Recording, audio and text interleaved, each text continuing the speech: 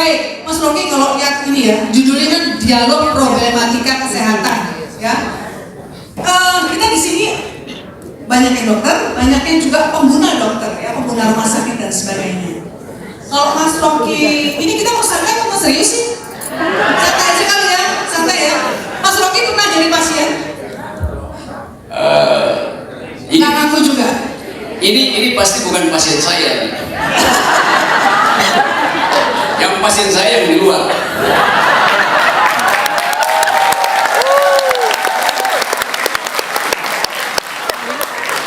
Ini pasti akal sehat semua. Jadi pasien saya adalah mereka yang mungkin memboikot acara ini. Itu pasien saya pasti. Tenang, ada FPI yang mengamankan. Dan nggak mau sehat, nggak mau pulih loh. Dan itu seringkali saya kasih placebo aja tuh. Ya Mas, ini kita ngomong rada serius dikit ya. Ntar kalau mau nembak-nembak boleh kok ya. Boleh. Maksudnya ini kita lihat dari perspektif negara ya, perspektif manajemen negara terhadap manajemen kesehatan. Ini kalau Anda melihat potret besarnya ini seperti apa ya, nanti kita bisa juga berdialog dengan para dokter di sini. Yang Anda lihat mungkin sebagai pasien, ya Anda pernah jadi pasien kan? Pasti. Anda pernah atau Anda mengamati atau Anda mendapat keluhan dari banyak orang. Itu kira-kira pengamatan Anda, what's wrong atau what's right? The wrong first. Kan dalil dari keadilan sosial pertama-tama adalah kesejahteraan rakyat, dan itu langsung terkait dengan prinsip kesehatan. Orang pasti memerlukan kesehatan supaya dia bisa menghasilkan yang lain. Jadi itu diagnosis pertama kan. Kalau dokter kalau belum dia kasih obat kan dia udah tahu kira-kira penyakitnya apa nih. Begitu masuk ruang praktek, dokter langsung bikin catatan di sheetnya itu, tanpa depan, tanpa belakang, wajah, kondisi psikisnya. Tanpa bawah itu iya, itu perlu USG kalau tanpa bawah. Apa namanya? Pars inferior, betul ya istilahnya. Saya nggak mau bahas pars inferior, saya bahas pars superiornya, yang bagian atas di mana ada otak. Jadi kalau saya kasih pengamatan umum, problem kita hari ini adalah melakukan analisis. Analisis itu sama seperti tugas dokter, yaitu mengurai. Analisis kan artinya mengurai kan?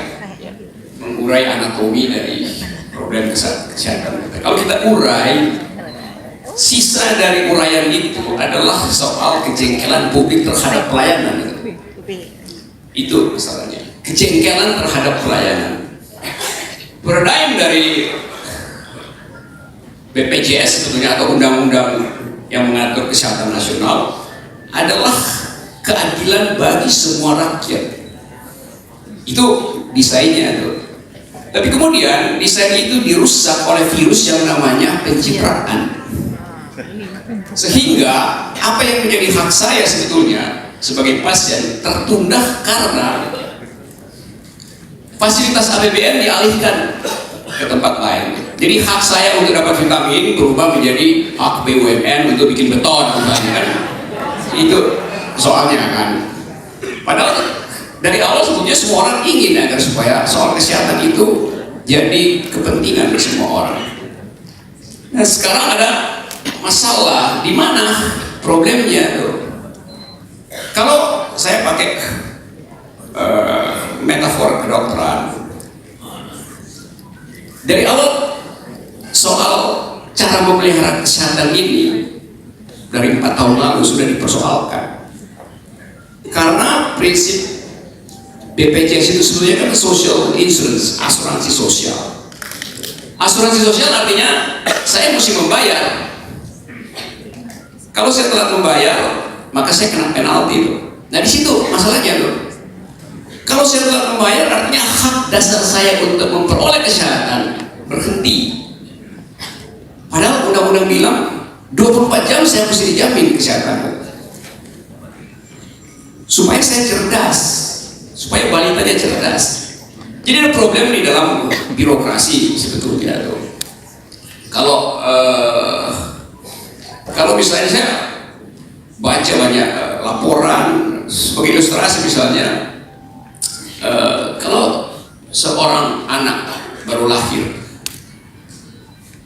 terus tiba-tiba dia mengalami komplikasi bermacam-macam, dia pasti tidak akan dijamin oleh BPJS karena dia nggak didaftarkan sebagai dalam kartu keluarga, belum didaftarkan dalam kartu keluarga.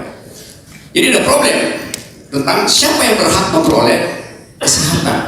Harusnya dari dalam kandungan sudah dijamin kesehatan warga negara. Kalau misalnya kemudian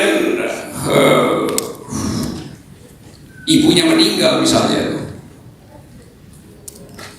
sebelum diganti kartu keluarga, maka dia mesti bayar iuran. Orang yang sudah meninggal masih mesti bayar iuran. Jadi ada problem tentang mendefinisikan siapa yang sebetulnya subjek dari kesehatan, pesertanya siapa. Karena basisnya adalah kartu keluarga, bukan individu. Jadi dari awal sebetulnya desainnya bagus, tapi implementasinya buruk betul. Kenapa begitu? Karena ini jadi bisnis, jadi tempat untuk mengumpulkan uang BPJS itu. Untuk apa? Ya untuk disubsidi pada proyek-proyek mangkrak yang lain kan. Jadi kesehatan kita diasuransikan untuk proyek mangkrak. Itu yang jadi problem hari ini. Nah di sini ada begitu banyak pekerja medis yang juga tidak pernah dipikirkan efek dari kebijakan itu terhadap hidupnya sendiri. Nah, kalau saya kasih kritik, kebijakan BPJS itu adalah public policy, yaitu hasil tukar tambah kepentingan politik di legislatif, di partai-partai yang tidak berbasis pada public dan pada social policy. Mestinya public policy itu, kalau saya belajar situ, public policy itu dasarnya adalah social policy itu. Sekarang public policy tidak didasarkan pada social policy, sehingga misalnya kalau ada seorang warga negara sakit, maka pemerintah akan bikin viral bahwa kami telah membantu sang pekerja selama 3 bulan sehingga dia sehat kembali. Jadi kami telah kan tugas konstitusi yaitu menjamin kesejahteraan. Nah, si pencari kesehatan ini dalam 3 bulan dia sembuh. Waktu dia pulang ke rumah, istrinya sodorkan ke dia daftar hutang dia di pasar, di warung keluarga. Karena selama si suami atau kalau si istri yang sakit, selama si pencari nafkah di rumah sakit, keluarganya terlantar, nggak ada nafkah. Maka begitu si pencari pulang setelah sembuh 3 bulan, yang dia kolaps lagi karena dia mesti bayar hutang. Jadi ini desain yang ngaco. Kalau mengcover semuanya, masuk mengcover mereka sakit yang tidak punya kemampuan untuk membeli nutrisi minimal.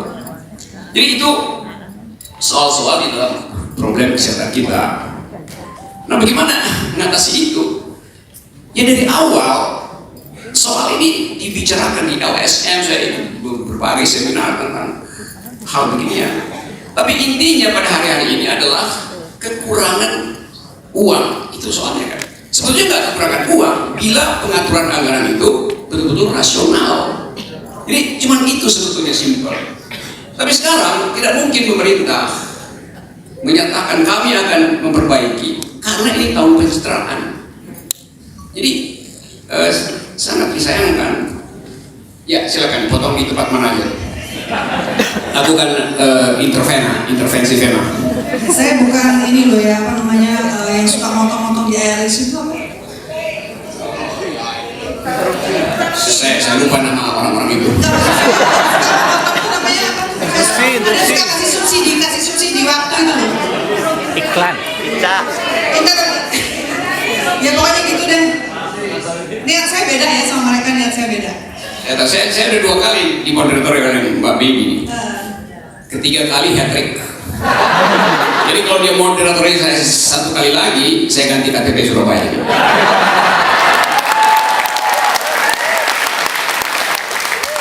Saya shock waktu itu ketika pertama kali dia bilang oh my baby, dia orang Surabaya bilang mate kon. Ya, oke lah, Mas Rocky gini deh. Berulang kita sudah mengatakan bahwa uang nggak ada, dana itu sudah manajemen dana itu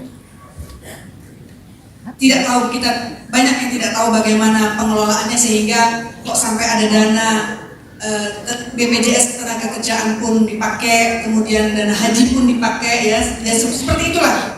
Ada janji untuk bikinin rumah untuk bencana pun belum terjadi, belum bikin dan sebagainya. Itu artinya seperti yang Anda bilang tadi, nggak ada uang. Ketika kita, Anda kan guru filsafat nih, ajarilah kami untuk punya wisdom. Ketika situasi seperti ini terjadi di negeri ini, di rakyat ini, di mana kita harus menghadapi semua itu kita seharusnya sebaiknya bagaimana? Sebenarnya banyak sekali hal yang bisa dibicarakan di sini tentang pendidikan kedokteran dan sebagainya. Tapi adalah yang pertama kali Anda munculkan tidak adanya uang. Maaf Bapak Dokter, Ibu Dokter, banyak yang kena belum dibayar oleh BPJS. Curhat ya. Kalau nanti gitu saya undangin Menteri Keuangan deh ke sini, ya. Curhat, ya. Nah, artinya seperti itu. Nah, bagaimana kita sebagai rakyat, ya, sebagai warga negara yang tidak ingin berontak dan tidak ingin bikin chaos, itu kita harus. Saya potong ya, saya bisa jawab langsung. Oh, kita potong-potongan. Kita apa? Bukai Samsu ya. Ini Mr. Bukai Samsu. Ingat nggak? ILC itu. Sampai sekarang saya masih penasaran kapan munculnya itu Bukai Samsu. Oke, saya tahu perkaranya itu. Itu tuh ada sumpah Hippocrates bahwa dalam keadaan apapun layani itu. Dalam keadaan apapun layani. Tapi di balik sumpah itu ada asumsi bahwa si pelayan itu juga sehat. Sekarang kalau dokter disuruh 24 jam melayani, itu artinya separuh pasiennya pasti kena malpraktek karena dia nggak bisa fokus lagi. Kan itu soalnya itu termasuk kesejahteraan. Jadi seringkali kita mau cari solusinya, padahal kita tahu dasarnya sederhana. Jembatan itu disebut jembatan pertama-tama kalau dia bisa menopang dirinya sendiri dulu, baru ada tronton lewat di atas. Jadi dokter itu atau petugas kesehatan harus sejahtera dulu, baru dia bisa menciptakan sejahtera. Poin yang sangat sederhana. Nah, sekarang pertanyaan kenapa nggak begitu yang terjadi? Jadi kalau ditanya solusinya apa? Solusinya biasanya begini, kalau ada sel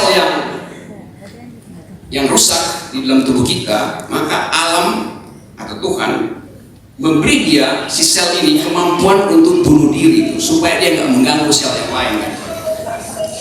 Dalam kedokteran kalau nggak salah namanya apoptosi. Selnya akan bunuh diri karena dia tahu diri supaya nggak mengganggu sel-sel yang sehat.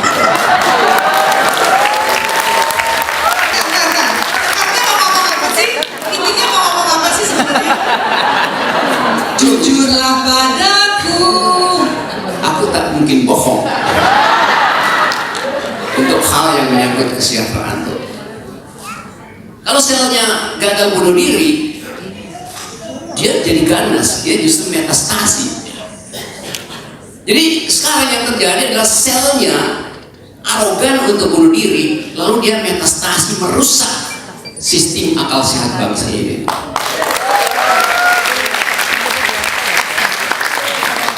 Nah, kalau itu cuma sekedar soal brain damage, ya bisa diatasi dengan teknologi kedokteran. Tapi ini bukan soal gagal otak, ini gagal akal. Susah. Nah, kalau gagal akal itu ada pada warga negara biasa, ya oke, bisa dimasukin sekolah, biarin sedikit. Tapi kalau gagal akal itu ada pada pemimpin tertinggi, di kepalanya kepala negara, ya itu mesti diganti. Jadi logikanya begitu. Saya nggak sabar. Saya nggak menyebut orang, tapi saya nyebut gejalanya begitu. Kalau yang tertinggi gagal akal, maka nggak bisa sekedar didoakan supaya ini soal policy yang menyangkut nasib 200 juta manusia. Jadi yang ada cara lain. Kalau dia nggak mau apoptosis daripada dia metastasis, dia mending dicarikan. Dulu saya bilang dilas aja otaknya tuh. Tapi orang yang anggap kok terlalu teknis. Ya, oke, secara etis kalau nggak mau dilas, ya ganti. Cuma itu soalnya. Oke, we got it. Actually, we got it. Yeah, everybody here, we got it. Yang saya maksud adalah, kita pindah sekarang switch ke attitude bersama. Menghadapi kondisi yang seperti ini, kita kalangan kedokteran, rumah sakit maupun kedokteran maupun dari pendidikan kedokteran, kita ini harus bagaimana? Bagaimana kita harus bergandengan tangan dalam situasi sulit seperti ini? Anda kan ahli filsafat, jadi tolong dong ajari kami untuk kita gimana? Oh, kita harus berkorban bersama. Sambil menunggu itu tadi ya, sambil menunggu tukang kelasnya membawa otak itu, ya, dibuang ke kali. Nah, kita ini bagaimana menghadapi hal seperti ini? Nyerah? Enggak nyerah kan? Saya belum pernah nyerah. Kalau kita lihat sinopsis dari persoalan tadi itu, kita nggak mungkin lakukan piecemeal treatment, sepotong-sepotong itu, karena ini menyangkut satu tubuh yang mengalami kondisi yang mungkin mendekati pembusukan. Jadi tubuh politik kita decaying, membusuk itu, sebelum jadi korupsi. Nah, kita tahu bahwa segala macam upaya untuk meneliti kemungkinan untuk memperbaiki sel yang rusak tadi justru diabaikan oleh si pasien. Saya kasih terapi akal sehat, itu saya berusukan akal sehat kemana-mana tuh, masuk ke klinik-klinik akal sehat, yaitu universitas. Nah, dari situ kita bisa mendeteksi bahwa sebetulnya persediaan vitamin akal kita berlimpah. Saya masuk universitas yang paling sederhana di Sulawesi Tengah pun, Sulawesi Tenggara, pikirannya sama. Jadi sebetulnya kita nggak sakit. Saya ambil kesimpulan bahwa bangsa ini tidak sakit. Yang sakit adalah pemimpinnya. Itu soal akal sehat, saya gembira untuk bicara. Ini ada teman senior saya, Mas Momo, Sritomo, Dr. Sritomo, yang sebetulnya dari 10 tahun lalu kita kampanye tentang akal sehat. Kita bikin dulu Perhimpunan Indonesia Baru dengan dalil akal sehat. Tapi baru sekarang diberi kesempatan oleh semesta, si akal ini popping up itu, uploading. Jadi baru terlihat sekarang. Kenapa sekarang?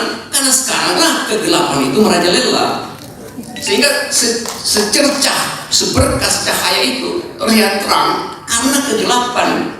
Dulu ya biasa aja sebetulnya tuh awalnya. Jadi ini ada 4 tahun kegelapan akal. Itu pentingnya kita mulai betul-betul kasih semacam psikologi tipping point, flicking,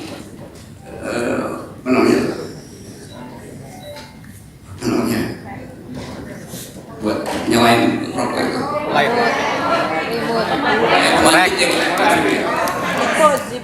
Match AI. Ada lagu dulu dari Alanis Morissette. Tahu Alanis Morissette? Penyanyi yang urakan tapi liriknya bagus. Dia bilang begini, dulunya Vicky ke sigaret sebenarnya. Ini ada dokter nggak boleh merokok. Tapi saya mau ambil metafornya. I have one hand in my pocket and the other one is flicking the cigarette. Jadi saya punya satu tangan di kantong dan tangan yang lain menyalakan api itu. Nah, tangan yang ada di sini itu biar dia begini sembunyiin tangannya.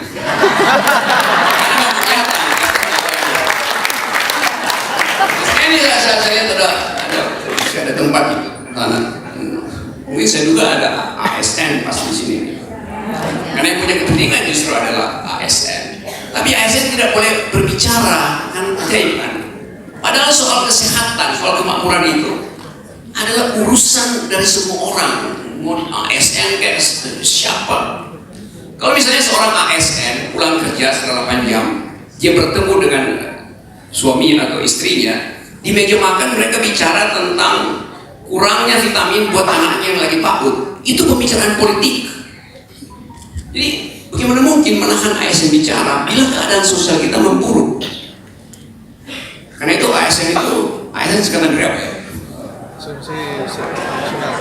Aparatur sipil negara. Bukan akal sehat, akal sakit ngacir, bukan. ASN akal sakit ngacir. ASN itu akal sehat negeri. Akal sehat negeri. Bukan akal sakit ngacir.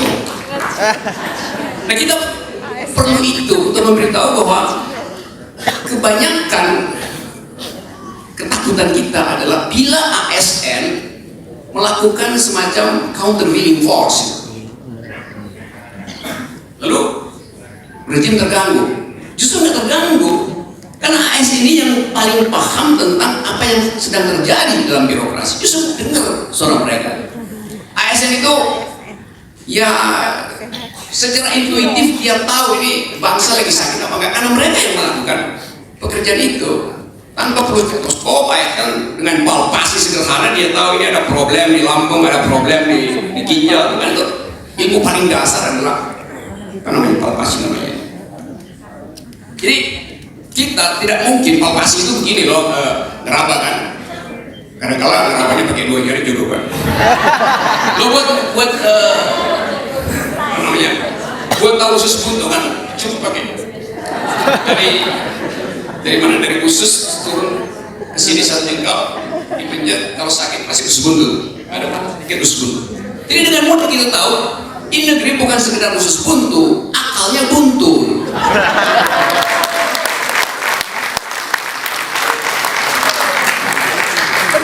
Ada delik nggak? Belum ya?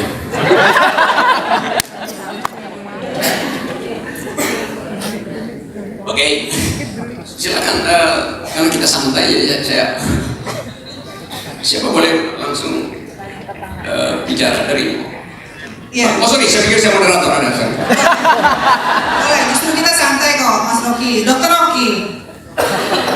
Soalnya tadi profesor ya, profesor aja deh. Profesor akal sehat maksudnya. Khusus bagian, dia profesor khusus bagian sini, bagian kepala sini, otak gitu, profesor otak.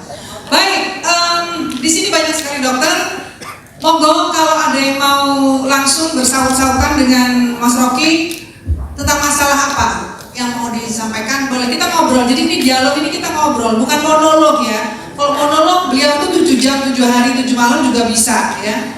Cuman kita ini dialog, jadi monggo dari Prof mungkin ada masukan-masukan apa atau apa yang mau di-sharingkan atau mau ditanya apa namanya diperdebatkan boleh, karena kalau berdebat ini Mas Rocky jagonya. Monggo silakan. Loh kok tadi katanya banyak masalah, curhat disuruh ngomong bingung ya, monggo. Tolong petugas, tolong namanya, dokter dari mana atau mungkin kepala sekolah atau apa nggak? Terima kasih. Assalamualaikum warahmatullahi wabarakatuh. Saya Musa, saya seorang. Maaf, Musa. Oke. Dokter yang sedang mempublikasikan. Jujur selama ini, tadi saya ketemu juga dengan orang ini. Guys. Selama ini saya beranggapan bahwa saya juga ikut Twitternya Bang Rocky juga. Saya selalu nge-like setiap postingannya. Mas Musa tolong agak Tahu ya? bukan agak pelan-pelan. Oh iya, terima kasih. Jadi suatu hal yang menarik dari Bung Rocky ini ya. Saya pikir setelah saya mengikuti dialog singkat ini bahwa ternyata Bung Rocky ini orang yang tahu bukan sekadar kata-katanya yang jujur dan rumit. Ternyata benar-benar tahu bahwa memang ada masalah dalam sistem kesehatan kita seperti itu. Seperti kita tahu bahwa sebenarnya dokter ini kan saat ini hanya digunakan sebagai hanya 2 gitu. Pertama, dokter hanya sebagai alat depan lurus ya rezim sendiri. Sebagai itu sebagai kampanye dan sebagainya. Hanya didebatkan adalah seperti itu. Sedangkan yang menarik dari tim Prabowo Sandi ini menurut saya ketika dokter mau didebatkan. Contohnya terakhir dokter Kamarul Zaid ya. Yang saya tanyakan, kita tahu bahwa sejak tahun 1928 bahwa dokter itu adalah trigger gitu, bahwa setiap perubahan di negara kita adalah dokter awalnya gitu. Tapi saya sering berjalan zaman, dokternya hanya seperti macan tidur, seperti itu. Kebanyakan praktek kebanyakan praktek. Jadi sehingga pemikiran-pemikiran cemerlang dokter itu nggak bisa diekspor. Malah saya yakin banget tuh bahwa dokter itu kalau bisa dianalogikan ya, salah satu dari kecerdasan yang tinggi Indonesia ini. Dokter itu misalnya bukan hanya sekedar dia itu pintar secara eksakta, tapi dia juga pintar secara ilmu sosial, kalau seperti itu. Dan menurut Bang Rocky ini sebagai dosen filsafat ya, apa sih penyebabnya kemunduran dari sistem pendidikan dokter kita gitu, sehingga dokter itu tidak lagi kritis seperti itu. Terus apa solusinya mungkin seperti itu? Oke. Terima kasih. Boleh nggak saya jawab satu-satu supaya saya nggak lupa? Kan masih banyak opsi. Atau dua dulu. Dua boleh. Dua ya. Boleh dong saya Dua boleh.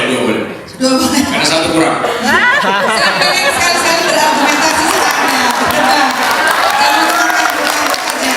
Meskipun dia pintar, saya nggak mau apa-apa dia ngomong saya iyain, saya nggak mau. Jadi dua ya. Karena saya senang dua. Udah ya, jangan protes ya.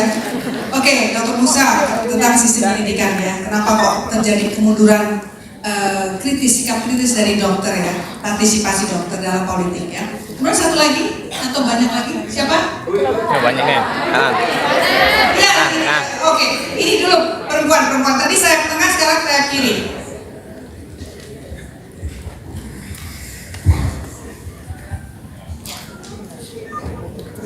Terima kasih waktunya. Gak apa-apa, ini rumah saya itu di mana Bumi. Saya tuh di mana-mana bisa ngapain aja. Berenang juga bisa kan? Iya Mbak, dari mana? Saya Dr. Arya dari Lumajang. Dokter Arya. Dokter Lumajang, monggo. Iya.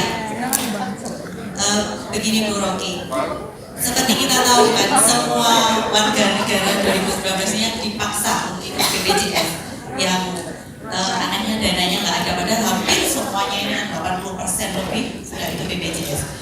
Tetapi OJK sendiri dan banyak kementerian eselon itu tidak menggunakan BPJS, dananya juga mereka dikawalkan dikit. Nah itu dari mana? Jadi kita bingung juga sebagai ini kan, dokter sementara pasien kita yang cancer yang dosis tadi itu kan banyak banget, ini kita harus pikirnya bagaimana gitu loh. Sementara kalau tiba-tiba datang yang tadi pegawai-pegawai kayak gitu tuh minatnya kan langsung di refer-refernya kan langsung yang kelas VIP ya. Itu bagaimana solusinya? Jadi kan kita gemes juga kan sama yang muda gitu kan. Demikian. Caranya gimana nih kita menyikapinya seperti itu? Iya, kalau ini attitude ya. Oke, Mas Musa dulu. Oke. Oh ya. Oh nggak kelihatan, balik lagi. Ya udah balik lagi. Pertanyaan Dokter Musa ini rumit dan menyeluruh. Saya lupa teksnya di mana tadi.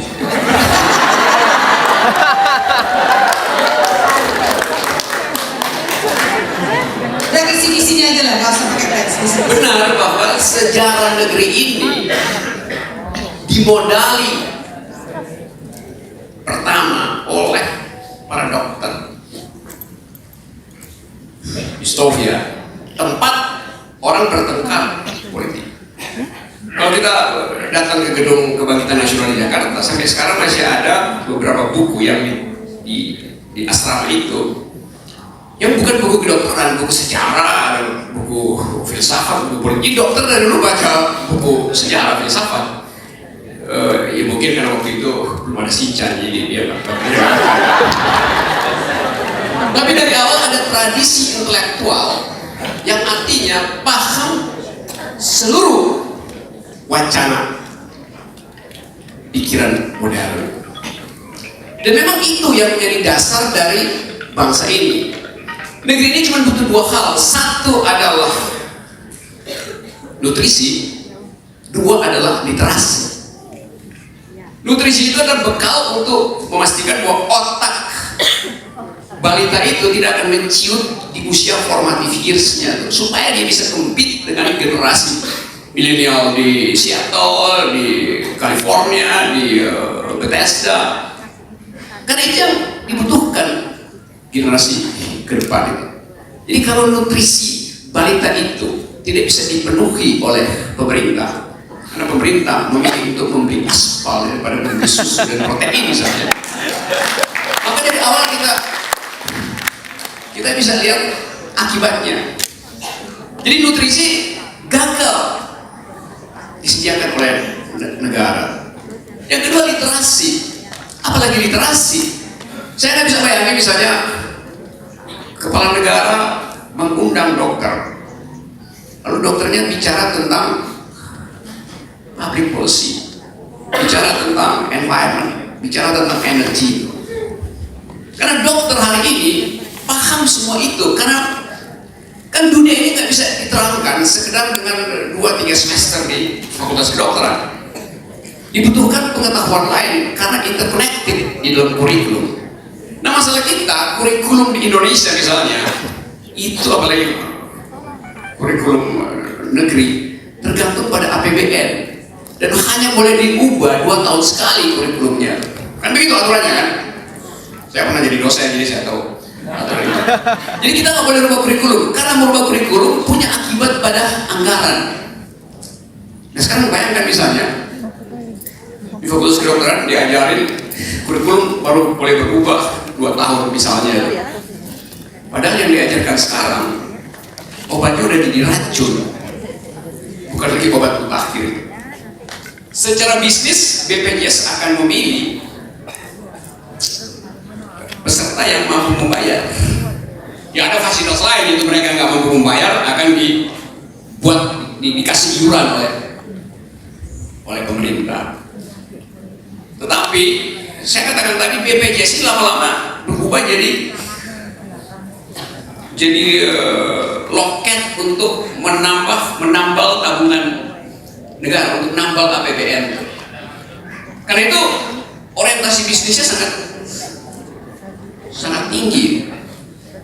Tapi ada problem di situ, misalnya si peserta BPJS dari perusahaan, terus satu hari sebelum dia sakit dia dipecat oleh perusahaan,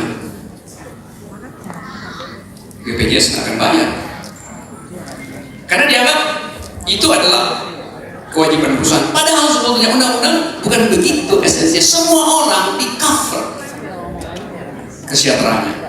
Jadi kalau dia dipecat oleh perusahaan, dia tetap warga negara, otomatis pindah haknya dari kewajiban perusahaan pada kewajiban negara, kan itu kan. Tapi itu kan. Dan saya dapat berkata bahwa yang ikut BPJS itu datang ke rumah sakit pakai Alfa, pakai Mercy, ya, karena ada uang masuk ke situ, VIP segala macam. Itu yang saya sebut sebagai ketidakadilan yang disembunyikan demi menambal APBN. Nah praktek itu di bawah itu lebih gila lagi. Ya betul-betul ada kekacauan paradigma dalam soal kesehatan. Tapi intinya tetap satu, yaitu yang mau mengurai masalah ini tidak mampu mengurai. Kenapa? Terlalu banyak pembisik, terlalu banyak kepentingan ada di situ. Hanya orang yang punya visi yang ketat dan tepat terhadap adil dan makmur yang mampu mengurai itu. Bukan seseorang yang setiap hari terima segala macam nasihat lalu tampil dengan berbagai macam cara. Kita ingin agar supaya ke depan kita tidak lagi mengandalkan pencitraan, karena itu memperburuk pengetahuan kita, memperburuk kehidupan kita bersama. Hidup yang sehat itu hidup apa adanya, bukan hidup yang dibuat-buat. Itu soalnya. Ada siapa? Oke, saya suruh temenin saya. Maaf, Bapak, Pak Sandi sudah datang? Baik, oke. Dokter dan juga tim kesehatan.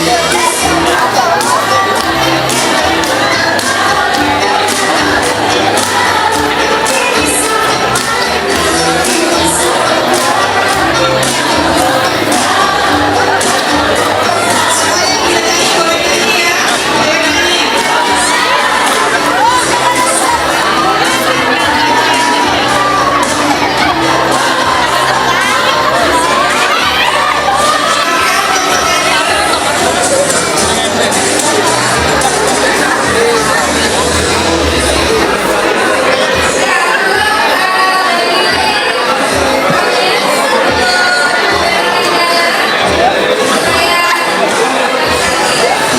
Satu, dua, tiga.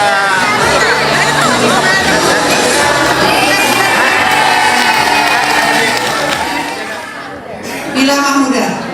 Nama Bela Mahmuda, saya pengabdian deklarasi dan insya Allah untuk Ahmad Dhani walaupun udah saya juga caleg beda ini saya siap untuk menjadi saksi untuk Ahmad Dhani karena saya paham karena Ahmad Dhani itu adalah akibat dari sebuah sebab saya siap untuk menjadi saksi. Tapi hari ini saya curhat bukan karena saya aktivis ini tidak bukan skenario karena saya sudah bilang saya mau curhat karena saya pemerhati kesehatan. Saya sebelumnya adalah kerja sosial. Saya mendampingkan pasien-pasien HIV/AIDS di Rumah Sakit Dr. Sutomo. HIV/AIDS ya. Ya, Baik. khususnya untuk anak-anak dan perempuan. Baik. Nah, selain mereka saya juga biasa juga beradvokasi untuk pasien-pasien marginal yang terlantar, sehingga ketika dirawat itu mereka miskin, tapi mereka diberlakukan oleh regulasi-regulasi yang harus Ya, apalagi saya paling sedih kalau ada pasien masuk hari Jumat malam karena untuk ke Dinsos pun harus Sabtu Minggu libur. Nah, saya sering harus bertengkar dengan para dokter. Saya tahu para dokter ingin menolong, tapi regulasi pun membatasi para dokter.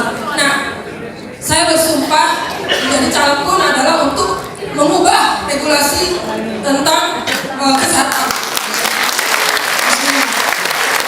BPJS kalau tidak bisa direvisi total harus dibubarkan. Itu janji dan sumpah saya. BPJS bila tidak mau berubah diri harus dibubarkan. Nah, saat ini saya mendukung Bang Sandi untuk menjadi wakil presiden bersama Bapak Prabowo Sandi, bersama Bapak Prabowo. Tetapi nanti bila Bapak Prabowo Sandi pun melakukan pengkhianatan, saya juga akan menjadi yang pertama.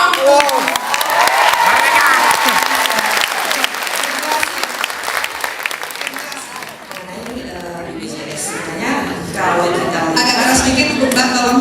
tujuannya kan untuk meratakan kesehatan, artinya semua orang yang dia dari miskin dia bisa berobat dengan mendapatkan fasilitas yang sama.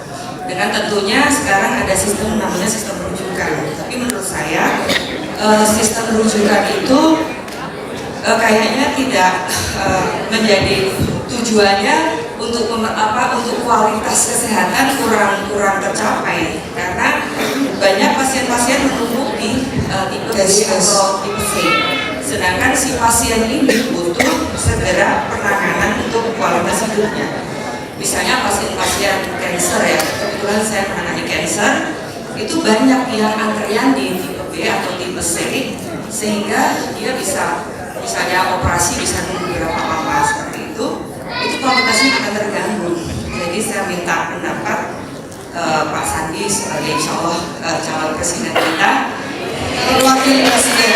wakil presiden maaf, dan juga Pak Rocky sebagai pemerhati politik dengan akal sehat.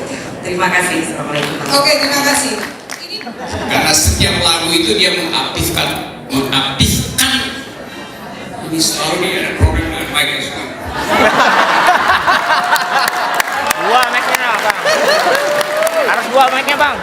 Setiap kali kita bernyanyi Perlu dua mic. diaktifkanlah seluruh hormon kegembiraan. Setelah kita nyanyi kita banjir dopamin, adrenalin naik, bahkan namanya hormon oksitosinnya tiba-tiba meledak. Apalagi setelah Sandi masuk, kita dapat semacam suasana kegembiraan. Ada pepatah Yunani bilang, qui bene cantat bis orat. Siapa yang bernyanyi dia berdoa 2 kali loh.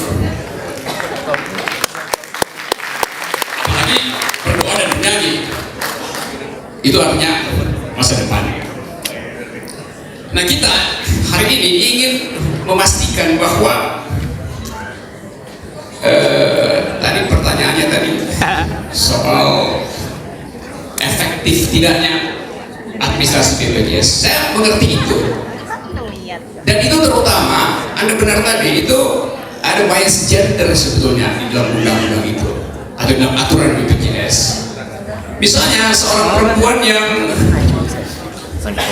trauma karena pemerkosaan, dia belum disebut berhak dapat BPJS karena trauma itu jadi soal yang lain di dalam aturan itu. Padahal dia mengalami trauma, dia berhak dapat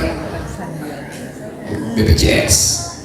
Atau perempuan yang habis digebukin suaminya karena suaminya ketahuan selingkuh, atau rumit karena elektabilitas si suami turun terus, lalu dia marah-marah, lalu dia ceraikan. Luka pada si perempuan baru didaftarkan misalnya sebulan ke depan, tapi suami udah putuskan cerai, maka dia diganti kartu keluarga dengan istri baru. Akibatnya si istri pertama tadi tidak akan dijamin oleh BPJS karena udah dikeluarkan dari kartu keluarga. Nah, itu rumitnya kalau basis dari pelayanan sosial itu adalah kartu keluarga. Itu soalnya, itu logikanya di situ. Tapi saya tahu bahwa ini soal-soal teknis saja. Soal utamanya adalah beban yang diberikan pada BPJS untuk jadi penambal APBN. Itu masalahnya. Jadi dari awal ada problem di dalam manajemennya. Tapi saya yakin kita bisa selesaikan nanti itu. Nah, dokter-dokter tentu berupaya untuk bikin diagnosis yang paling tepat terhadap masalah bangsa ini. Dan yang kita perlukan adalah kita menginvestasikan akal sehat termasuk ke BPJS. Ini PR kita besar. Ini gambaran besarnya tuh. Ada pepatah mengatakan, siapa yang menebar angin akan menuai badai. Di kita di sini, siapa yang menebar akal akan menuai Indonesia menang.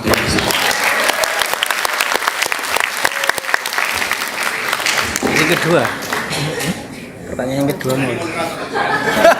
Ambil alih. Ada pertanyaan lain? Ya, sebelah kiri dulu ya, saya pindah ke kiri. Ibu, satu, saya pilih yang lebih muda ya. Oke. Millennials, dokter juga. Oke. Di sini cuma ada 2 kategori, kalau bukan dokter ya pasien. Tapi pasti bukan pasien saya, karena pasien saya adalah mereka yang dungu. Ya, silakan Pak.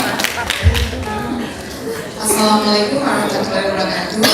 Saya Puspita dari Mojokerto. Saya seorang paramedis di sebuah desa terpencil, memang daerahnya terbatas. Maaf ya, saya agak kebutuhan karena ketemu. Oke, jangan khawatir, saya punya anestesi. Sebelumnya saya ucapkan terima kasih.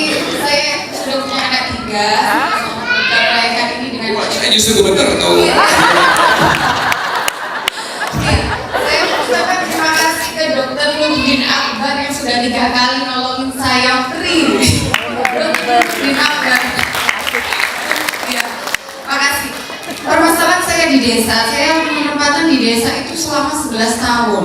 11 tahun dengan keadaan kesehatan di situ itu bidan di desa waktu itu beberapa tahun itu tidak ada. Saya 11 tahun di situ, saya yakin mulai dari nol karena saya juga pernah susah. Di situ saya terima fotokopi KK, KTP pun saya bisa melayani warga saya. Tapi karena berjalannya waktu, ada orang yang something mungkin yang sekarang lagi ngetren. Sebenarnya anggaran desa di situ itu ya memang ada berapa persen untuk kesehatan. Kadang kita untuk stok obat itu sebenarnya banyak yang kurang. Karena saya di situ alhamdulillah dengan KK, KTP, fotokopi, maaf kita sekarang lagi ngetren dengan fotokopi aja kita bisa melayani. Di situ kita sering lah, karena saya terinspirasi dengan Dokter Akbar ya. Saya melahirkan 3 kali dikasih free dengan ekonomi saya waktu itu lagi turun. Dan saat itu saya juga sering lah subsidi tanpa orang tahu sudah saya subsidi. Tapi di situ dengan kebijakan politik dari orang di desa yang mempunyai dekat dengan kekuasaan, kembali lagi permasalahannya ke uang seperti Bang Rocky yang bilang tadi ya. Di situ akhirnya saya diberi permasalahan yang nggak pernah saya inginkan.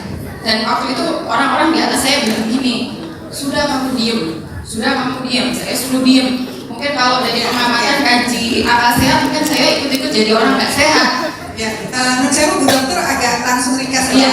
Di situ saya mengharapkan nanti di saat saya jagoan saya itu menang, saya mengharapkan mulai dari bawah juga, apalagi yang di desa-desa yang paling terpencil, tolong kebijakan yang diberikan pemerintah itu jangan melihat dari kekuasaan. Tolong ditelusuri lagi. Ya, terima kasih. Terima kasih Bu Dokter. Saya juga ingin berterima kasih nih, sebetulnya selain daripada dokter-dokter yang hadir di sini, ada 2 dokter yang hari ini mendampingi saya. Satu Dokter Sebastian di belakang. Ini dokter yang hobinya polisi atau polisi yang hobinya dokter. Kepala Rumah Sakit Bayangkara yang di Bojonegoro mendampingi saya dari tim Alfa dari Polda. Dan Dokter Vina. Dokter Vina nih, ini udah 6 bulan keluar masuk 180 hari lebih, 1175 titik mengelilingi saya. Dokter-dokter saya terima kasih. Terlebih Allah memberikan kesehatan dan dijaga terus kesehatannya sama Pak Dokter dan Bu Dokter di sini. Hari ini tentunya spesial sekali karena di Surabaya ada Pak Rocky Gerung. Jarang banget saya sharing satu stage sama beliau. Tapi ini merupakan kesempatan kita untuk menempatkan kembali common sense menurut saya, akal sehat. Karena common sense itu agak langka di Republik ini sekarang. Hal yang sangat mendasar sekali itu, misalnya nih saya cerita nih, problematika kita, ini sebelum ke problematika kesehatan, tapi problematika tentang cara kita berpikir. Seorang petani bawang merah, Sukhan, menyatakan bahwa dia, dan sambil menangis, itu kita siarkan di dalam, karena media jarang yang meliput saya taruh di Instagram saya. Beliau menyatakan bahwa sekarang kebijakan pemerintah diperlukan hadir untuk para petani. Seandainya petani itu panen, harganya sekarang anjlok. Banyak produk-produk pangan yang diimpor. Nah itu dia sampaikan, dia sampai menangis karena dia berhutang di bank. Dia nanamnya bawang, manennya hutang. Itu yang dia sampaikan.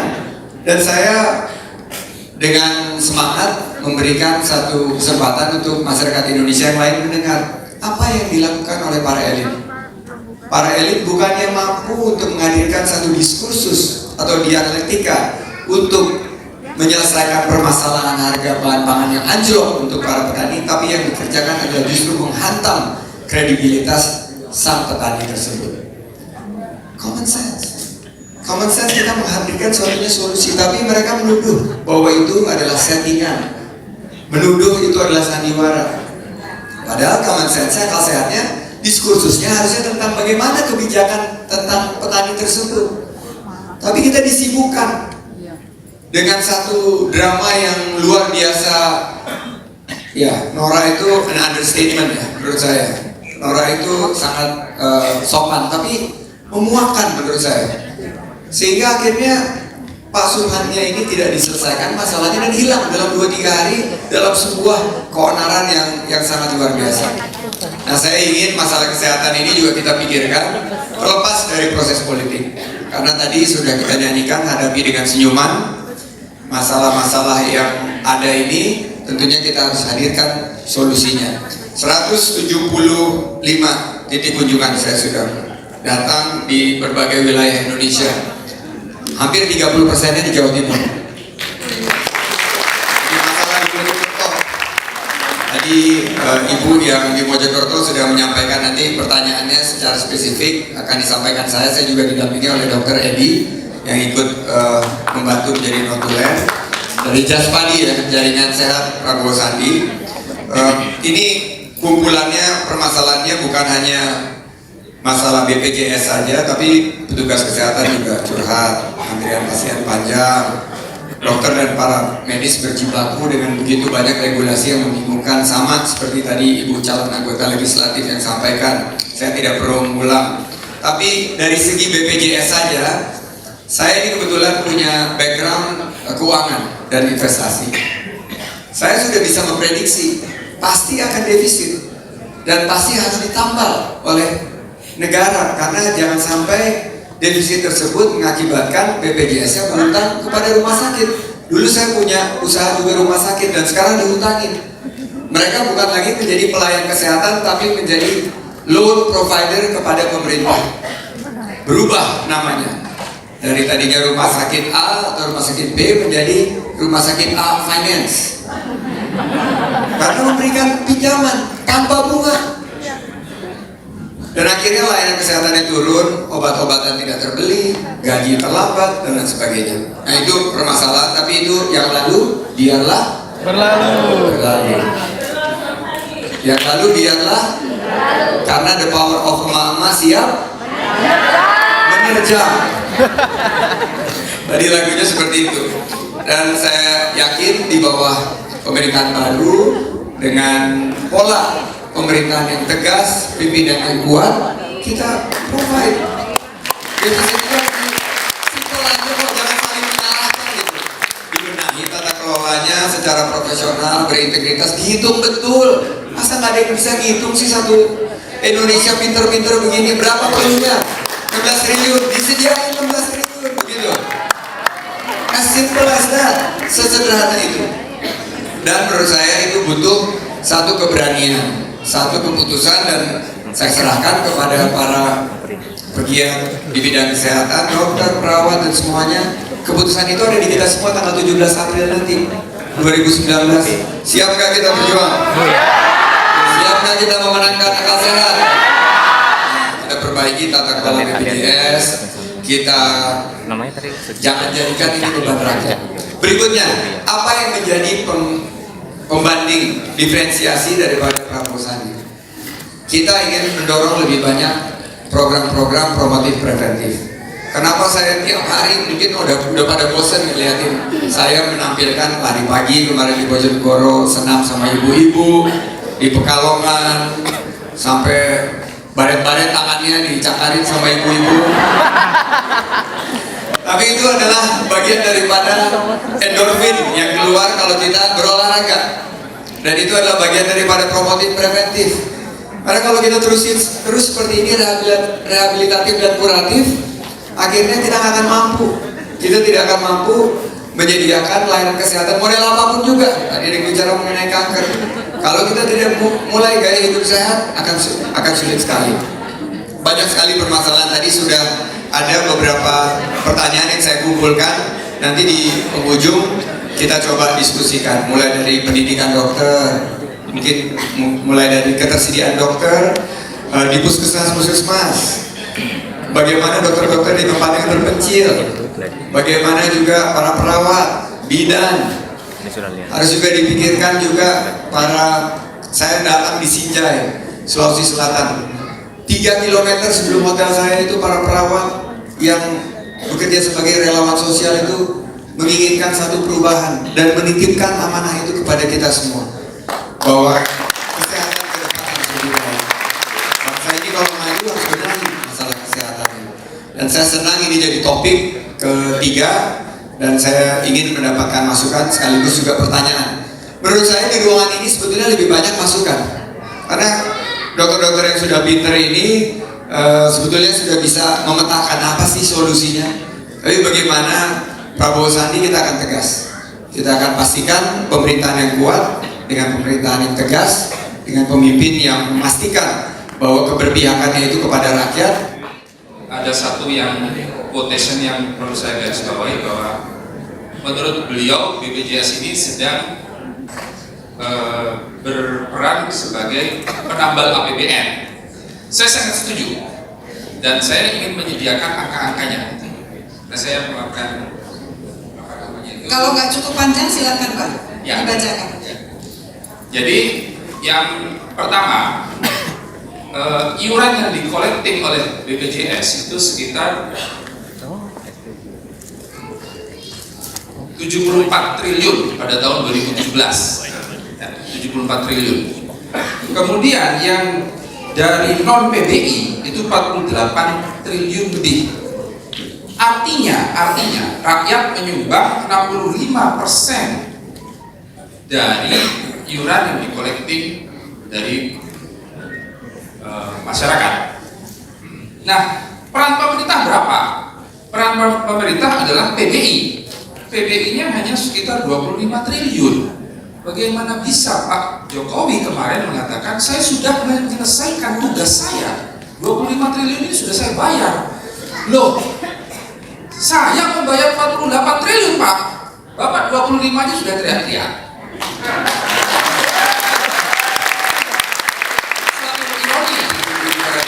Ironi akal sehat. Kemudian, apakah betul tidak ada duit?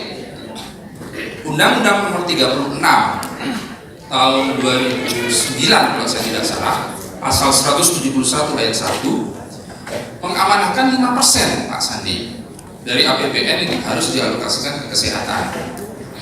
Itu kalau kita hitung-hitung pada tahun 2019 ini nanti kita punya APBN 2.400 triliun. 5% itu kan angkanya 120 triliun. 120 triliun, tolong dicatat ini. Nah, kalau kemudian defisit itu hanya 16 triliun, itu uang receh Pak. Kemana uang kami? Gitu. Kalau itu dengan tegasnya, dengan telak-telaknya dibelikan aspal, itu yang jadi problem. Jadi politik anggaran ini sudah nggak benar. Kemudian apa dampaknya? Quality, Pak Sandi. Apa indikatornya? Indikatornya adalah medical tourism.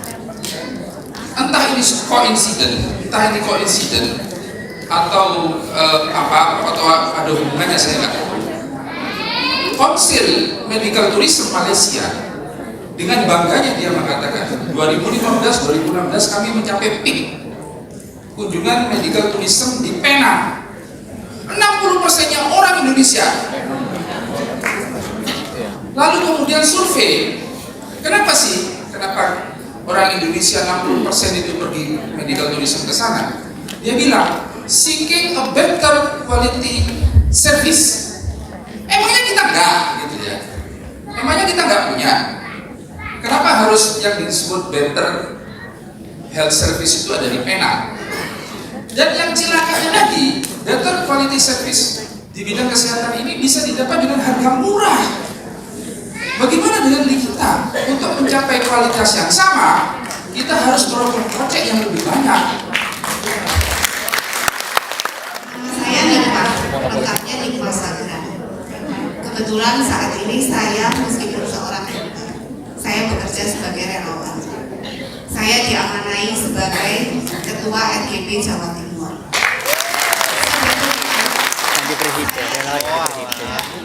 Siap untuk bicara di sini, saya tidak akan bicara. Tapi karena tadi Bang Sandi mengatakan memberi saran, sehingga saya maju untuk memberi saran.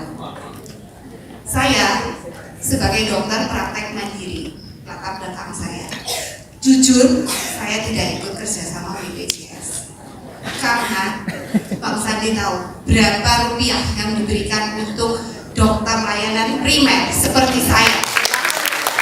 8.000 rupiah per kapitasi per bulan. Sebentar saya lanjutkan. Jadi yang diberikan pada saya dokter layanan primer, dokter praktek mandiri, dokter umum. Saya Saya juga di PDUI Jawa Timur sebagai bendahara Perhimpunan Dokter Umum Indonesia. Jadi kami, dokter layanan primer Bang Sandi, Rp8.000 per bulan per kapitasi. Seandainya per kapitasi itu per kepala. Jadi kalau per kepala itu berkunjung ke kami 3 kali, harganya tetap 8.000. Itu termasuk jasa dokter, obat, laboratorium. Karena itu saya memilih tidak bekerja sama dengan BPJS. Karena saya cukup dari praktek mandiri saya menolak. Saya tidak mau dihargai serendah itu. Saya tidak mau. Jadi saya cukup dari praktek mandiri saya tanpa kerjasama dengan BPJS. Beberapa teman saya mengatakan setelah BPJS ini wajib di 2019 praktekmu akan mati. Saya bilang tidak. Saya punya konsumen sendiri, saya punya customer sendiri, dan saya yakin praktek saya tidak akan mati. Jadi saran saya, tadi ini kembali ke sana, Rp8.000, kalau toh tetap harus 8.000 Bang Sandi, itu hanya jasa dokter seharusnya. Tidak boleh termasuk kapitasi obat di situ, tidak boleh termasuk kapitasi laboratorium di situ. Itu dolim. BPJS itu sistem yang baik, sudah dikaji dengan undang-undang, sudah dikaji dengan mendalam dan sudah ada undang-undangnya. Ibarat kalau mobil ini, saya ibaratkan mobil ini mobil yang sudah cukup baik. Namun mobilnya mobil Mercy lah, ya? Nissan, ya, lebih bagus dari Nissan. Kalau dilihat dari ini mobilnya ini, saya bisa bilang mobil Mercy. BPJS itu udah dipikirin semua sebagai mendalam, dan tapi bensin yang dikasih ya minyak tanah gitu, rusak mesinnya jadinya. Jadi saya pernah di DKI sama Pak Edi, kita gagas ada konsep, akhirnya disetujui Pak Anies juga, bahwa Jakarta harus universal. Oleh karena itu kita babat semua, kita bayarin semuanya dan dimasukkan PBI-nya itu di APBD. Nah ini Jakarta merupakan salah satu, kita itu menyediakan, saya lupa berapa triliun ya? Hampir 1,6 triliun, akhirnya kita mencapai 95%, dan itu merupakan salah satu dari provinsi yang universal. Tapi saya sepakat bahwa ini ada salah pengelolaannya, dan tata kelolanya itu sebetulnya harus dihitung dengan baik, dengan aktuaria dan profesional. Itu bisa dihitung berapa yang bisa ditanggung pemerintah, berapa yang harus ditanggung oleh pihak non pemerintah, pembayar termasuk masyarakat, dan dari situ kita tahu layanan kesehatan seperti apa yang bisa diberikan.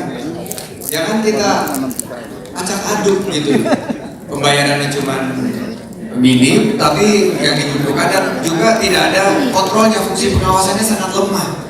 Nah ini saya yakin dengan yang diamanatkan bahwa 5% itu harus masuk ke kesehatan, kita bisa kok, cukup 120 itu cukup banget. Saya yakin juga kalau dikelola, dan kalau boleh saya mengusulkan bahwa BPJS itu nggak boleh jadi super body. BPJS itu kalau jadi super body, power tends to corrupt, and absolute power corrupt absolutely. Corrupt bukan artinya korupsi ya, tapi corrupt cara berpikir, cara mindset dan mengerjakannya. Jadi menurut saya ya harus ada sinergi dengan Kementerian Kesehatan. Sangat membingungkan kalau Kementerian Kesehatan dan BPJS bersilang pendapat, masyarakat akhirnya dirugikan. Jadi saya sepakat Pak, itu hitungannya kita sudah menerjunkan tim khusus di Prabowo Sandi. Kita harapkan kalau Allah kasih amanah ini kepada kita benahilah BPJS. Kita berjuang bersama, siap nggak berjuang bersama? Kita benahi BPJS, jangan sampai ada defisit. Nggak boleh ngutangin rumah sakit. Saya kemarin di Jawa Tengah, dari Muhammadiyah, kumpulan rumah sakit Muhammadiyah se-Jawa Tengah diutangin hampir 350 miliar. Itu luar biasa sekali. Dan RSUD di Jakarta setengah triliun diutangin. Akhirnya saya kan nggak bisa karena tangan saya diikat.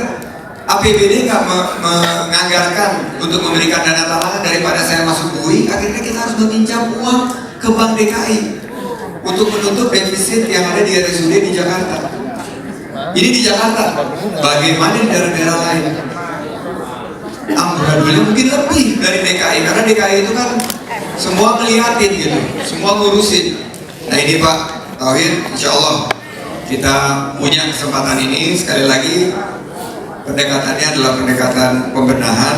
BPJS-nya kita perbaiki, sistemnya sudah bagus, tinggal kita kelola dengan lebih profesional dan berintegritas. Ibu Nima, ya 8.000 ini saya sudah dengar keluhannya dan ya memang ya akan bisa lah menutup untuk jasa dokter, laborat dan juga obatnya. Banyak juga yang mengeluh.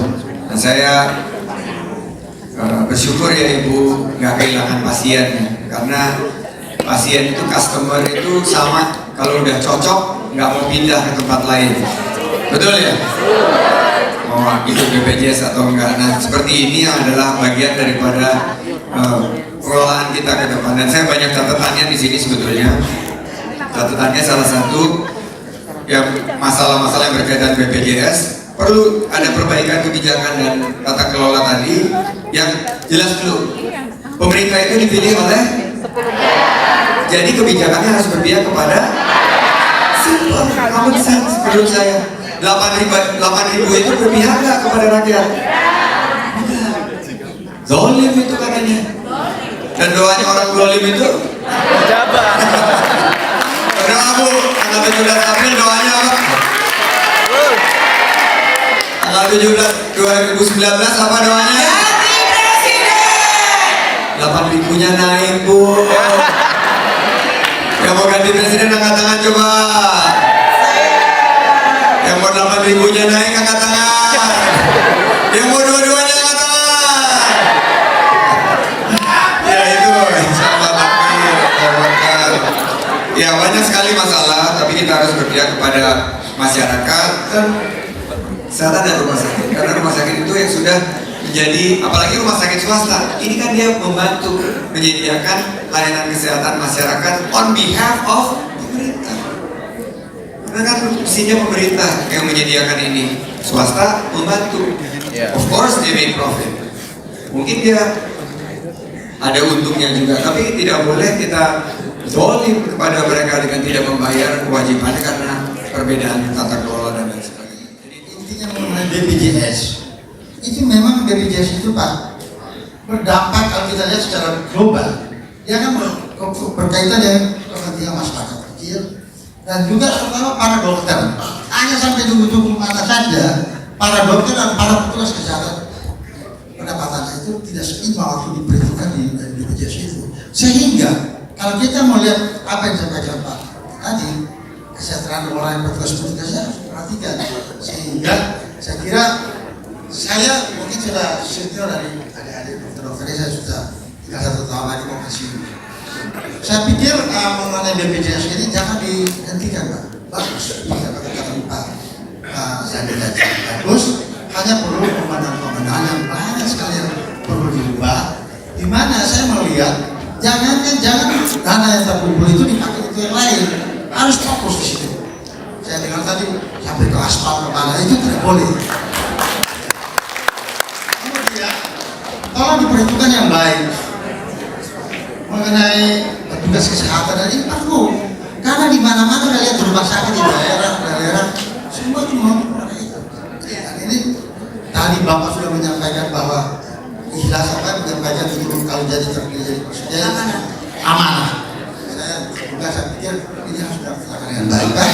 Mengenai BPJS ini, kemudian ada teman kita tadi memang tidak bisa dikelola langsung oleh Bapak Presiden, harus dibawanya kementerian. Kemudian yang satu belum diolah utuh oleh para petugas-petugas BPJS. Saya lihat di situ mengenai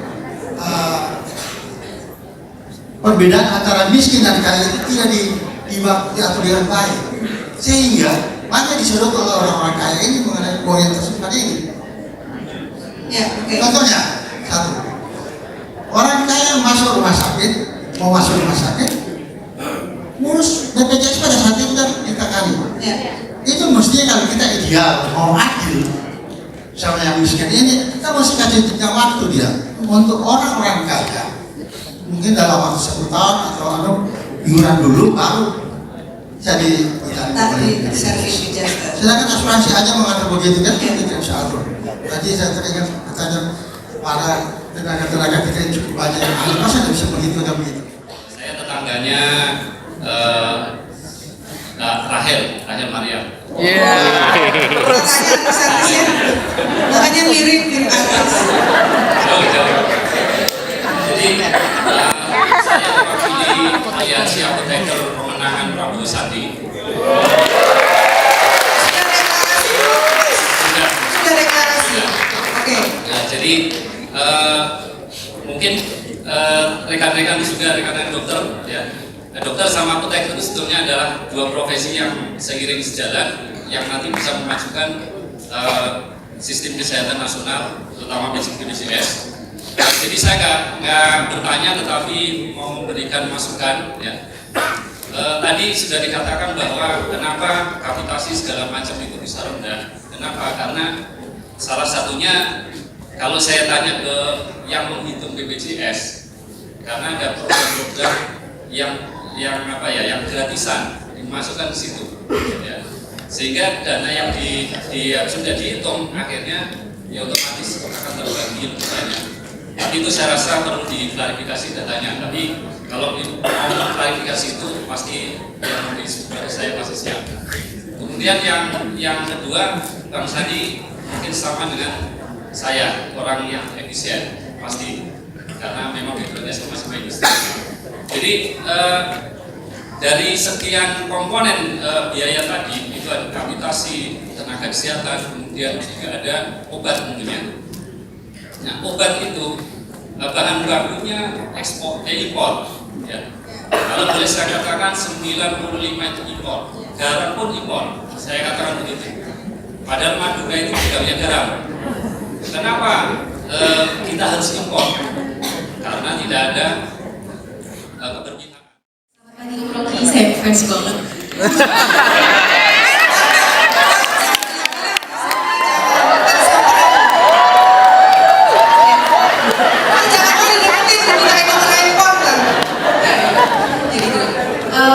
Nama saya Dr. Santi. Saya kebetulan sedang mengambil program pendidikan spesialis anestesi di sebetulnya.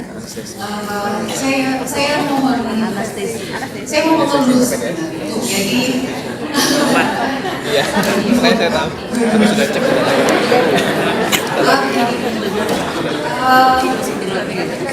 Kelihatan. Saya baru mau ngomong apa coba?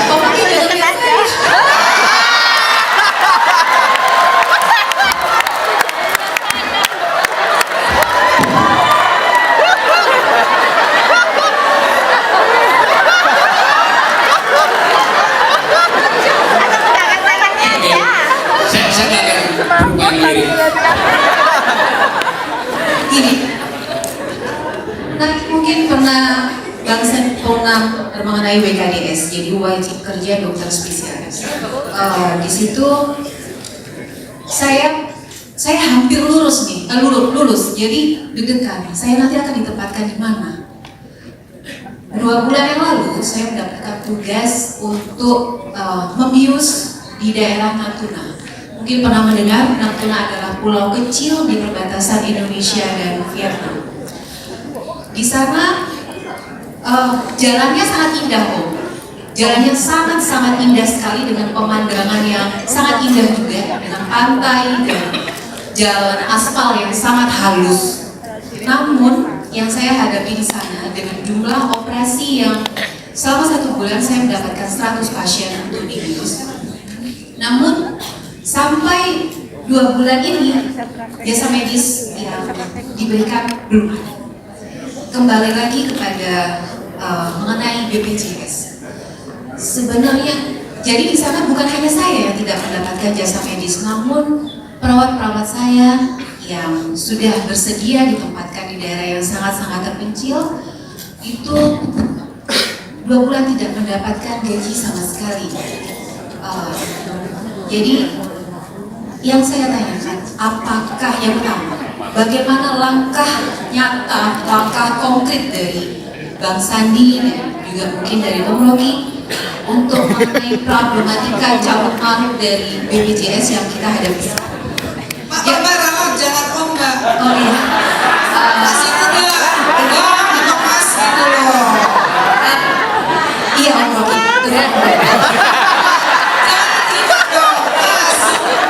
Ya, itu yang pertama Om.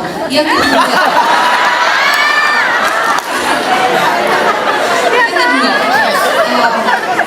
bagaimanakah, apakah tidak ada solusi lain selain nanti kita harus menjalankan sebuah wajib kerja, sebuah pemaksaan yang mungkin ada beberapa yang ikhlas, tapi setelah saya bersekolah mungkin hampir 5 tahun dengan biaya sendiri yang saya harus bayar ke universitas yang tidak kecil menurut kami, apakah kita tetap harus menjalankan sebuah program pemerintah untuk ditempatkan di daerah-daerah terpencil dengan imbalan maupun kesejahteraan yang belum memadai. Langsung menyangkut harkat seseorang sebetulnya. Kalau 8.000 yang Anda dapat, itu artinya Anda nggak bisa kasih tips pada perawat. Kalau perawat nggak dapat tips, artinya anak si perawat itu nggak ada uang jajan besok pagi itu. Kalau si anak nggak punya uang jajan, artinya dia kekurangan nutrisi kecil setiap hari. Jadi itu rantai pikiran yang memang mesti dibongkar gitu. Nah kalau dokter dipaksa terus untuk 100 pasien, kalau dokter bedah nanti buat jahit lipatan perut yang 14 lapis cuma 7 yang dia jahit. Bukan infeksi, karena fokusnya nggak ada itu. Lalu kita berharap ada dokter spesialis yang nggak bisa bayar, biayanya mahal. Jadi ini satu rantaian problem yang memang mesti diselesaikan, bukan dengan bedah otak. Bedah otak kalau ada meningitis itu bisa diterapi, tapi ini soalnya bukan otak, ini soal akal. Virusnya namanya ngacorisis, ngacirosis. Iya. Kalau sekarang appendicitis ya oke itu antibiotika. Tapi kalau ngacorisis, ngacirosis, itu ya ganti akal. Kalau dibilang ada obat nggak ada obatnya. Jadi kita mesti berpikir total dalam soal semacam ini. Ada obat, tapi obatnya nanti apa namanya?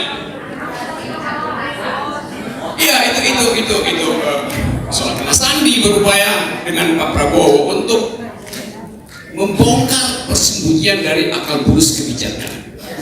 Saya ingin pastikan bahwa nanti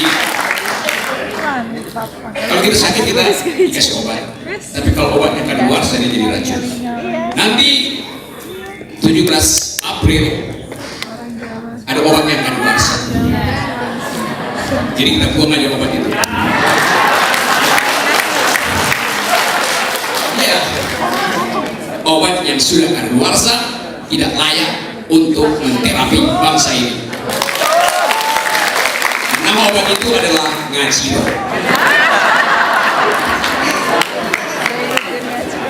Terima kasih Om Mas. Dulu pernah bertemu di Business Medical Forum di Jakarta. Dan tadi kita banyak bicara soal BPJS. Saya kepingin sebenarnya mendengarkan konsep Prabowo Sandi mengenai bagaimana meningkatkan trust terhadap dunia kedokteran Indonesia. Sekarang mungkin kita kadang-kadang terasa agak inferior. Saya nggak bicara terhadap tadi di ASEAN saja, Singapura, Brunei dan sebagainya, kita seolah-olah kita hanya sebagai tempat transit sebelum pengobatan yang lebih definitif, lebih sempurna. Saya ingat waktu saya pernah di Singapura, ada kasus medical legal case. Maaf, dok agak keras dikit. Kasus di Singapura terjadi malpraktek, blow up di media luar biasa. 2 hari berita itu hilang. Saya melihat bagaimana government of Singapura itu bisa menyelesaikan itu dengan baik sekali karena mereka tahu bahwa ini adalah trust terhadap medical bisnis mereka. Yang saya belum lihat itu ada di negara kita. Di sini kalau terjadi suatu malpraktek luar biasa, sehingga kolega-kolega saya itu benar-benar terpuruk. Padahal belum tentu mereka salah. Itu yang pertama. Jadi saya pengen mendengar konsep Prabowo Sandi bagaimana meningkatkan trust terhadap kedokteran Indonesia. Dulu Malaysia belajar ke kita, dokter-dokter. Sekarang kita kirim pasien ke mereka. Dokter Tauhid tadi mengatakan kolega saya 60% pasien di Penang atau Indonesia. Itu pertanyaan saya. Saya dari Public Health, saya adalah Dewan dari Ketua Anggota Persapmi Persatuan Sarjana Kesehatan Masyarakat Indonesia. Nah, sebenarnya saya sangat suka sekali dengan apa yang tadi Bang Sandi katakan bahwa prevention dan promotion merupakan ujung utama yang harus sekarang mulai ditingkatkan. Karena saya yakin bahwa angka BPJS, angka kesakitan bisa turun apabila 2 persoalan itu bisa dilakukan dengan baik. Nah, kemudian bicara dengan prevention, saya biasa menganggap prevention sebagai kesehatan pencegahan. Buat saya kesehatan ada 2, kesehatan pencegahan dan kesehatan pengobatan. Saya bekerja di ranah kesehatan pencegahan. Kalau saya lihat bahwa ini sama sekali tidak jalan. Bagaimana sanitasi yang buruk, bagaimana angka demam berdarah dengan lingkungan yang tidak sehat, bagaimana pangan yang sangat tidak berkualitas tersedia di masyarakat. Berbicara tentang pangan, untuk topik besok sebetulnya, saya adalah konsultan untuk ketahanan pangan. Di salah satu organisasi dunia, saya menjadi konsultannya, yang saya diminta menangani ketahanan pangan di urban area. Ketahanan pangan urban area ada 2 persoalannya, stunting dan obesitas. Ya. Kemudian orang banyak bicara berapa banyak beras, berapa banyak telur, berapa banyak daging. Sebetulnya kalau kota, gampang, semua pangan akan dijual ke kota. Semua orang bisa beli berapapun harganya. Tetapi coba lihat, Bang Sandi sering ke pasar. Coba lihat kualitas pangan, sangat buruk. Bagaimana tata kelola pasar berjalan? Bapak Ibu sekarang bisa lihat bagaimana di mana ayam dipotong. Ayam dipotong di pasar. Air apa yang digunakan dan kita membelinya? Bagaimana daging sapi diolah? Apakah Bang Sandi sudah ke rumah potong hewan? Nah, bagaimana situasi rumah potong hewan? Saya nggak tahu kalau di Jakarta. Kalau di Jawa Timur, lihat betapa buruknya. Dan di situ adalah sumber dari penyakit. Ada beberapa rekan-rekan saya juga yang menyatakan bahwa mereka mendapatkan mulai dari yang sangat simpel kayak check up sampai treatment. Kemarin ada seorang Pak Kiai yang sangat ternama juga dirawatnya juga di Penang. Itu nyambung tadi sama Pak Dr. Fahri di sana gitu. Pertama mengenai mindset, saya ingin juga mengajak sebetulnya ya. Dan ini pekerjaan itu pekerjaan besar, nggak bisa dikerjakan sendiri. Oh, kita tepuk tangan dulu nih, ada Pak Priyo Budi Santoso ketua kita, sekjen dari Partai Berkarya, wakil ketua DPR 2009-2014. Jadi saya ingin mengajak mindset bahwa dokter-dokter terbaik itu justru dari Indonesia. Kalau saya lihat ya, mereka tetap gitu dengan segala keterbatasannya mesti menghandle penyakit, terutama penyakit-penyakit tropis gitu. Nggak akan bisa gitu mereka yang di negara lain itu menangani penyakit-penyakit sekompleks yang ada di Indonesia. Jadi ini yang harus dibenahi dan janganlah saling menyalahkan lagi, karena saya sudah katakan urat baper saya, urat pesimis saya, urat negatif saya sudah hampir hilang. Saya ingin menanamkan optimisme, menanamkan motivasi kita mulai dengan branding aja, karena mindset itu sekarang paling mudah diubah dengan suatu gerakan kampanye yang sangat masif menggunakan teknologi dan digital, bahwa Indonesia siap, dan kebijakan pajak fiskal itu mestinya menjadi tools bukan hanya untuk penerimaan negara, tapi untuk kebijakan kita memperkuat sektor kesehatan kita misalnya. Jadi tadi disampaikan bagaimana kalau pajak peralatan medis, alat-alat kedokteran itu mahal, itu yang mesti dikurangi. Salah satu tools juga yang harus kita tingkatkan adalah bagaimana orang-orang yang berobat ke luar negeri. Itu juga harus ada insentif dan disinsentifnya.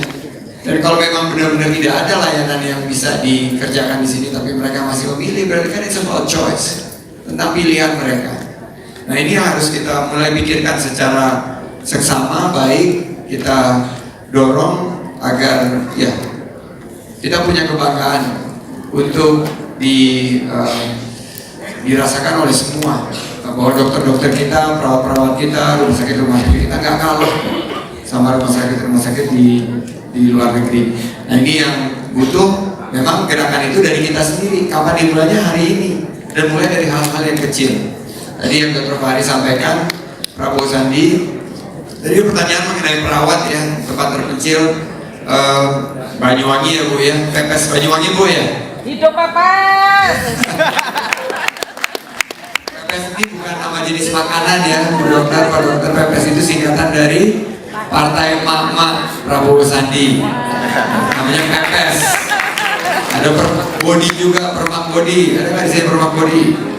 Persatuan Mak-Mak Prabowo Sandi, Permak Bodi. Kita pikir udah buat operasi lipetan perut dan lain sebagainya. Bahasa Yunani ada istilah mayotigetek nih.